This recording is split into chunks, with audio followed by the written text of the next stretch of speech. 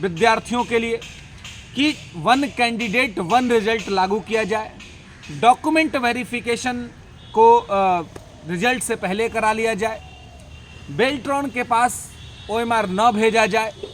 इन सभी चीज़ों पर, इन सभी मुद्दों पर हम लोगों ने पर्याप्त बातें की थी और इसके लिए हम लोगों ने आंदोलन किया था, लेकिन सरकार उसको सुनी नहीं। अब मैंने कहा उल्टे हरी को बांधने चला। सरकार ने भी क्या किया, उल्टा छात्रों को ही बांधने चली आई, छात्रों पर ही लाठियां बरसाई गई, डंडे बरसाए गए, लेकिन उनके अधिकारों की बात नहीं हुई। इतने दिन बीत गए, परसों ही आंदोलन था, कल का पूरा दिन निकल गया। हम लोग चाहते थे कि कैबिनेट की बैठक हो, मुख्यमंत्री इस पर अपना राय दे, राय क्या दे, अपना डिसीजन ले कि भाई किस तरीके से चीज़ों को करना है, शिक्षा विभाग स्पष्टीकरण दे, लेकिन कुछ नहीं हुआ। आंदोलन के टाइम पे भी क्या हुआ, तो आंदोलन के टाइम पर भी जो मूवमेंट चल रहा था, उस समय भी ना तो आयोग ने कोई वार्ता की बात की, ना शिक्षा विभाग ने कोई वार्ता की बात की, ना सरकार ने कोई वार्ता का बात की। और इस चक्कर में क्या हुआ, तो विद्यार्थी वो रोड पे उतरे तो जरूर, छात्र और शिक्षक सड़कों पे उतरे जरूर, लेकिन रिजल्ट उसका कुछ भी नहीं निकला और आंदोलन को पूर्णतः दिशाहीन बना देने का कोशिश किया गया। जैसा कि मैंने पहले भी कहा है अलग अलग चैनलों के प्लेटफॉर्म पर कि हमारा जो ये आंदोलन था परसों का, इस आंदोलन की स्थिति ठीक वैसी ही बनाने की कोशिश की गई जो अंग्रेजों ने 1942 के भारत छोड़ो आंदोलन में बनाया था। क्या किया, तो सबसे पहले आपको याद होगा, आपने पढ़ा भी होगा कि 9 अगस्त को अर्ली मॉर्निंग में जो जितने बड़े लीडर थे कांग्रेस के या जो क्विट इंडिया मूवमेंट में पार्टिसिपेट करने वाले थे, उन सभी लीडर्स को उठा करके अंग्रेजी हुकूमत ने जेल में डाल दिया। इस आंदोलन को भी अगर आप देखेंगे तो कुछ ऐसा ही हुआ। छात्र नेता दिलीप को आंदोलन प्रारंभ होने से पूर्व ही उठा करके थाने में रख दिया गया, बिठा दिया गया।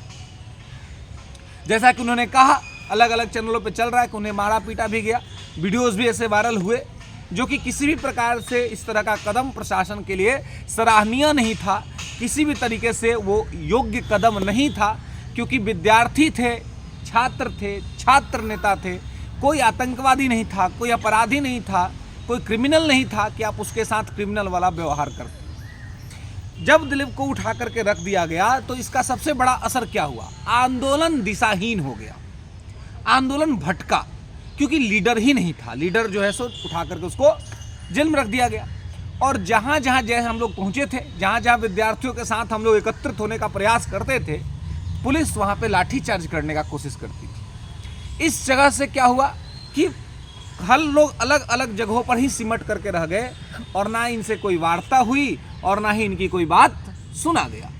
तो अब ऐसी स्थिति में ये बहुत इम्पॉर्टेंट हो जाता है कि क्या विद्यार्थियों का बात माना जाएगा, क्या 1 कैंडिडेट 1 रिजल्ट का मुद्दा लागू होगा। ये बहुत महत्वपूर्ण बात है और इसको लागू करने में क्या समस्याएं आ रही हैं ये सरकार को बताना चाहिए, क्योंकि हम लोग जो अध्ययन कर रहे हैं, जो देख रहे हैं, उससे कोई बहुत बड़ी समस्या या कुछ ये तो है नहीं और एकदम लॉजिकल डिमांड है।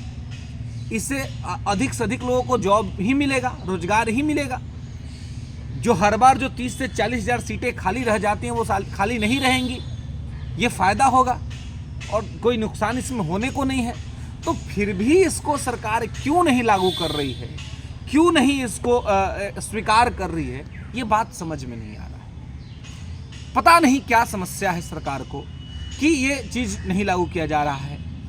अगले वर्ष चुनाव भी है, विधानसभा चुनाव है अगले वर्ष, उससे मद्देनजर रखते हुए भी सरकार को छात्र हित में, विद्यार्थियों के हित में इसको लागू करने की कोशिश करना चाहिए, लेकिन ये नहीं किया जा रहा है।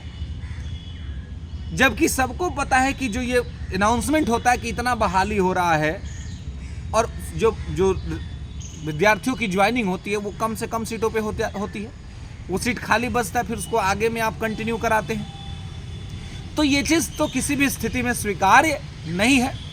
लेकिन जैसा कि हमने आपको कहा था, अब स्टार्टिंग में जो पोएम कहा था उसके आगे का एक लाइन में अभी आपको कहने जा रहा हूं, जो आप कनेक्ट कर सकते हैं कि उल्टे हरि को बांधने चला, जो था असाध्य को साधने चला, तब हरि ने भी भीषण हुंकार किया, अपना स्वरूप विस्तार किया, डगमग डगमग दिग्गज डोले, भगवान कुपित होकर बोले, जंजीर बड़ा अब सादा है, हा हा दुर्योधन बांध मुझे।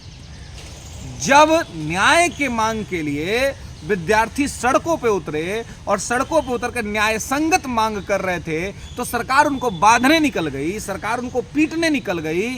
तो ऐसी स्थिति में विद्यार्थी अपने मांग को लेकर के चुप नहीं रहेंगे और विद्यार्थी उस दिन भी शांतिपूर्ण आंदोलन कर रहे थे, गांधीवादी आंदोलन कर रहे थे और आगे भी ये शांतिपूर्ण और गांधीवादी आंदोलन चलता रहेगा। सरकार को विद्यार्थियों के मुद्दों को समझना पड़ेगा और इस मुद्दे को समझ करके इसको लागू करना पड़ेगा।